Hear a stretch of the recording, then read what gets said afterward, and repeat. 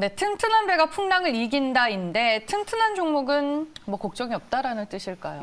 지금 상황에서는 그럴 수밖에 없어요. 네. 정말 주식을 안 할 거 아니면 내가 정말 주식을 뭐라도 쥐고 있어야 된다면 역시 이제 튼튼한 배를 타고 있어야지만 버텨낼 수 있다. 뭐 이런 겁니다. 근데 이거 싫으면 그냥 주식을 당분간 쉬는 것도 하나의 좋은 방법일 수 있는 거잖아요. 하지만 방송을 보시는 여러분들은 내가 주식을 안 하려고 보시는 게 아니라 하기 위해서 보시는 거니까 네. 이왕이면 우리가 튼튼한 배를 좀 타고 있으면 이 풍랑을 좀 잘 견딜 수 있지 않을까 이런 생각인데요.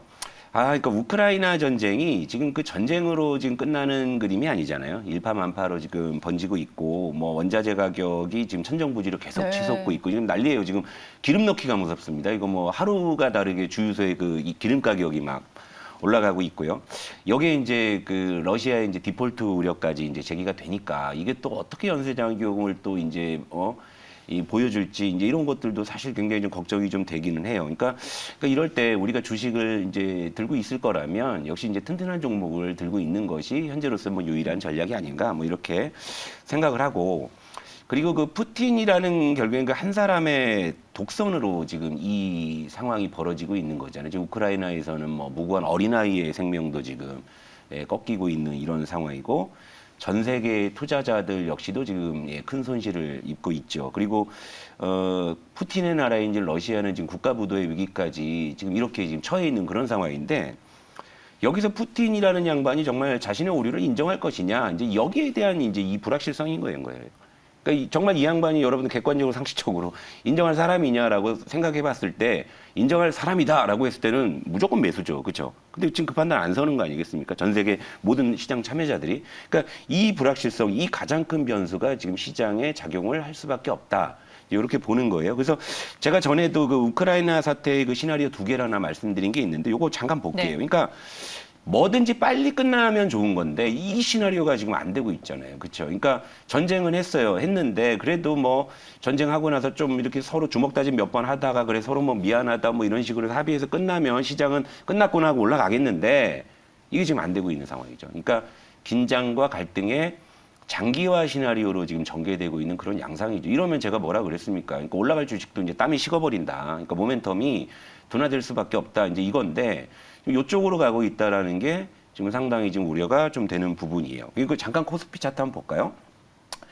그 전만 하더라도, 그러니까 우크라이나 전쟁이 발발한 다음에는 시장은 이걸 불확실성 해소로 인식을 해서 그때는 2,700에 대해서 어떤 그 강한 지지를 보여주는 이런 모습이 나타났잖아요. 그런데 지금 현재는 코스피가 2,700 위에 있긴 하지만 이때보다는, 그러니까 지금 뭐 이제 봄이 오고 있잖아요. 그러니까 이제 어디 저수지 함부로 가시면 안 된단 말이에요. 얼음 깨지잖아요. 그러니까 이 지금 지수도 이런 상황인 거예요. 그러니까 이전에 2,700은 나름 얼음의 두께가 좀 있어서 요건 좀 단단했다고 볼 수 있고 뭔가 좀 이제 그거 밟고 썰매도 타고 할 수 있는 건데, 지금은 함부로 썰매 타기가 너무 조심스러운 살얼음의 2,700 지지다. 이제 이렇게 좀 생각을 하시는 게 이제 좋다라는 거예요. 그러니까 이런 상황이니까 결국엔 이 푸틴이라는 이 한 사람의 독선으로 인해서 지금 전 세계 투자자들이 큰 손실을 보고 있고, 저 역시도 사실은 우리 아이들 앞으로 제가 이제 러시아 펀드를 장기적으로 적립식으로 지금 들어주고 있는데, 아, 진짜요? 박살 났다니까요. 저도 이 양반이 곱게 보일 리가 없잖아요. 물론 초장기로 보기 때문에 뭐 부도가 나든지 뭐 하든지 뭐 10년, 20년을 보는 거기 때문에 당장에 일희일비할 생각은 없습니다. 저도 여름 봤잖아요. 네. 누구 돈이에요? 아, 열받죠. 우리 아이들 돈이잖아요. 네. 열받죠. 그러니까 하지만 중요한 건 근데 그래도 우리가 이제 퍼스트 클래스 내에서는 그래도 나름 튼튼한 배를 타고 있으니까. 그래서 이제 좀 여러분들께는 좀 다행스럽지 않나 이렇게 보고 있고, 그럼 우리 뭐 오랜만에 왔으니까 종목 다 그냥 싹 점검을 해보는 러시아 거겠죠. 펀드 얘기하니까 갑자기 남의 일 같지 않다라는 그 마음이 들면서. 근데 좀- 그런 거예요. 그러니까 네. 저도 이제 뭐 시장 내에서 국내에서의 어떤 환경에서 나름 저희가 이제 잘 지금 하고 있잖아요. 그러니까 지금 우리 종목 현황 봐드릴게요. 그러니까 2월 달에 제가 이제 이런 컨셉이었죠. 그러니까 물려도 실적 좋은 종목 바닥에 있는 놈 가서 물리자라는 컨셉으로 이제 넣는 것들이지 않습니까? 그러니까 이 정규 포트라고 봐야 되겠죠. 전 종목이 현재로서는 빨간불이라는 거예요. 그러니까 저도 깜짝 놀랐어요. 다 올라 있네? 그렇죠? 이런 시장에서. 그러니까 튼튼한 배를 타니까 나름대로 이렇게 해주고 있다는 것이고, 지금 AP 시스템과 하이로 코리아가 이런 와중에 지금 목표가에 지금 근접을 해놓고 있는 그런 상황이고요. 코리아나나 삼지전자도 지금 굉장히 좀 견조한 모습을 좀 보여주고 있다라는 거죠. 그럼 이제 정규 포트 중에서 두 종목만 좀 잠깐 점검할게요. 일단은 네. AP 시스템 먼저 한번 볼게요. 예. 실적이 잘 나온 네, 잘 것 나왔어요. 같더라고요. 이거 본 거였죠. 그러니까 네. 실적이 나왔는데요. 실적 어떻게 나왔냐면 작년에 영업이익이 643억이 나왔는데 이게 전년 동기 대비해서 39% 증가한 거. 굉장히 잘 나왔잖아요. 그러다 보니까 이제 실적 발표한 날 장대 양봉을 이제 세우잖아요. 그러니까 실적 좋은 놈 이렇게 바닥에서 빌빌 기고 있었단 말이에요. 그렇죠? 근데 이제 실적 좋은 놈을 바닥에서 들고서 차라리 물리더라도 갖고 있으니까 이렇게 해준다 이거죠. 그러니까 요게 작년에 그 실적을 토대로 EPS를 산정을 해보니까 주당 순이익이죠. 3,770원이 나와요. 그러니까 PER 지금 6.4배 나오거든요. 그러니까 이게 객관적인 저평가잖아요. 그러니까 뭐 무슨 종목이 뭐에 대비해서 뭐 상대적으로 저평가다. 예를 들면 LG 에너지 솔루션이 뭐 중국의 CATL에 비해서 상대적으로 저평가다. 이제 이런 논리가 아니라 얘는 그냥 저평가예요. 그래서 제가 이제 누가 저에게 무조건 저평가되어 있는 거 5개만 꼽아봐라 하면 이제 얘 하나는 이제 무조건 이제 픽을 한다. 이제 이런 개념으로 제가 소개를 해드린 건데 지금 이제 얘가 목표가가 25,000원이었죠. 근데 지금 거의 이제 근접을 하고 있죠. 24,250원이 전일 종가니까. 요거 목표가 25,000원 뭐 그대로 유지할 건데 손절가 2,500원도 유지할 건데 뭐 요 분위기에서 뭐 손절가 걱정할 이제 추세는 좀 아닌 것 같고요. 이런 식으로 해서 저것도 이제 25,000원에 안착을 하면 여기서 목표가를 뭐 올릴지 말지 이제 그때 가서 천천히 좀 말씀을 드리고 어차피 급한 종목들 아니에요. 그리고 이제 또 하나 이제 하이로코리아도 볼게요.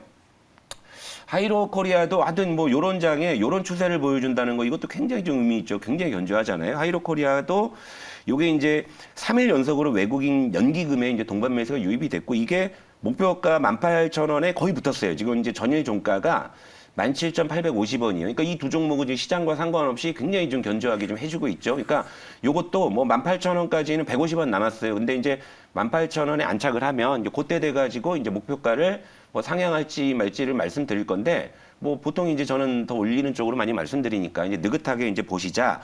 요렇게 보고요. 뭐 이제 그 외에도 이제 코리아나나 이제 삼지전자도 이제 굉장히 지금 견조한 모습 보여주고 있고요.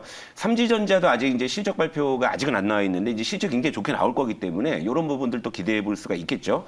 자, 이렇게 해서 이제 그 정규 포트에 있는 종목을 또 말씀을 드렸고, 제가 이제 간간히 중간중간에 이제 네. 단기적인 트레이딩 종목도 맞아요. 말씀드리고, 그것도 이제 뭐 보여주시죠. 뭐 시간 뭐 있으니까. 단기 포트에는 요거 이제 2월 17일에 드림 시큐리티 기억하시죠? 그리고 2월 23일에 SM 라이프 디자인. 그러니까 이 녀석들도 현재로서는 지금 다 이제 플러스권에 다 있어요. 그러니까 정말 튼튼한 배를 타고 있는 게 좋다. 그리고 이제 이 종목들의 특징은 제가 뭐든 이제 다 바닥에서 하잖아요. 바닥에서 하고 실적도 이제 돌아서고 좋아지고 이제 이런 녀석인데 성격은 이제 중장기로 좀 이제 갖고 갈 만한 놈, 단기적으로 좀 이제 단타 수익을 좀 내볼 만한 놈 이렇게 해서 좀 구분을 짓고 있는데 근데 이 녀석들도 지금 시장 대비해서 굉장히 잘해주고 있는 이런 상황이고 이들 종목들은 현재 시황에서도 테마적인 모멘텀이 있는 놈인 거죠. 그러니까 이런 놈들. 그러니까 요건 이제 하나씩 또 살펴드릴게요. 드림 시큐리티. 그러니까 이 녀석도 제가 이제 시장의 과도기에서는 보안주가 테마군을 이루는 그런 특징이 있더라 이제 하면서 말씀을 드린 건데 이제 러시아 이제 그 어나니머스의 그 러시아 해킹 이제 이런 걸로 인해 가지고 이제 군사 시설의 어떤 이제 보안 뭐 이런 거에 대한 그런 이제 그 이슈가 이제 부각이 좀 되고 있잖아요. 그래서 요런 부분들이 현재로서 계속 유효하다 요런 판단이에요. 그래서 이제 요거는 아직까지 우리가 편입한 이후에 뭐 큰 지금 시세가 나온 것은 아니지만 오히려 그렇기 때문에 현재로서도 계속 유효하다는 관점입니다. 그러니까 목표가 4,500원, 손절가 3,700원 이렇게 좀 유지하도록 하고요. 네. 그리고 또 하나 이제 SM 라이프 디자인도 한번 볼게요. 이것도. 요거 이제 제가 이제 뭘로 말씀드렸습니까? 이제 최근에 그 리오프닝 해서 이제 엔터주 뭐 화장품주가 이제 최근 리오프닝주 중에서 이제 가장 강한 모습 그리고 여기에 SM 그룹주는 현재 그 CJENM의 SM 인수가 링크가 계속 돼 있다. 이런 거거든요. 그러니까 지금 엔터주를 뜯어 보시게 되면 최근에는 요것도 보시죠. 요거 일단 목표가 3,000원 손절가 2,300원 유지한다. 여기까지 요 자막까지 확인한 다음에 엔터주를 조금 더 제가 봐드릴게요. 그러니까 이제 최근에 우리 종목들이 이제 너무나 잘해주고 있으니까 그러니까 이런 튼튼한 배를 타고 있으면 시장에서도 이제 버틸만 하다라는 이제 요런 이제 관점을 말씀드렸잖아요. 그러니까 이따 SM 라이프 디자인까지 이제 종목을 한번 쫙 이제 점검을 좀 해드렸고요. 이제 그 다음으로 이제 진행을 하시죠. 네. 네, 알겠습니다. 저희가 지금 정규 포트에 들어가 네. 있는 종목 그리고 단기 트레이딩 네. 관점으로 소개해 주신 종목들 쭉 오랜만에 리뷰를 해봤습니다. AP 시스템과 하이로코리아 너무 든든한 네, 네, 아주 배가 든든해요. 되고 요즘 너무 있고 든든합니다. 예. 나머지 단기 트레이딩 종목들도 일단은 플러스 수익권에 네. 들어와 있다라는 건데 아직 이들 종목을 따라오지 못하신 시청자분들이 있다면 네. 지금이라도 혹시 좀 예. 담아둘 만한 종목이 있나요? 예, 그래서 제가 네. 이제 엔터주를 그래서 제가 그 질문을 받고 갔어야 되는데 제가 네. 오랜만에 나오는 감이 떨어져 갖고 네. 제가 사실 엔터주 쪽이 가장 단기적으로는 좋게 보는데 그래도 이제 우리 포트에 있는 종목 중에 네. 지금 그래도 이제 지금이라도 하나도 이제 못 따라오신 분들이 계시다. 근데 하나를 꼭 따라오고 싶다 하시면 저는 이제 요 종목 SM 라이프 디자인을 먼저 좀 말씀드릴게요. 그러니까 요거는 자, 아까 이제 제가 가격 전략은 말씀을 드렸지만 네. 최근에 이제 리오프닝과 이제 M&A 그 모멘텀, 그러니까 지금 CJ ENM이 SM 그 인수하는 것이 계속 링크가 돼 있고 그 인수 대금을 마련하기 위해서 이제 넷마블 지분을 지금 매각하는 걸 추진하고 있고 이게 이제 사실은 2월 말에 이제 끝나는 걸로 그렇게 이제 예상이 됐는데 좀 지연이 되는 그런 상황인데 일단 이제 엔터주 현황을 한번 볼게요. 하이브 한번 볼게요. 하이브. 네. 하이브를 보시게 되면 최근에는 좀 반등하다가 살짝 이렇게 둔화되는 모습이 좀 이제 보입니다. 차트가 나오면 그죠? 근데 SM을 한번 볼게요.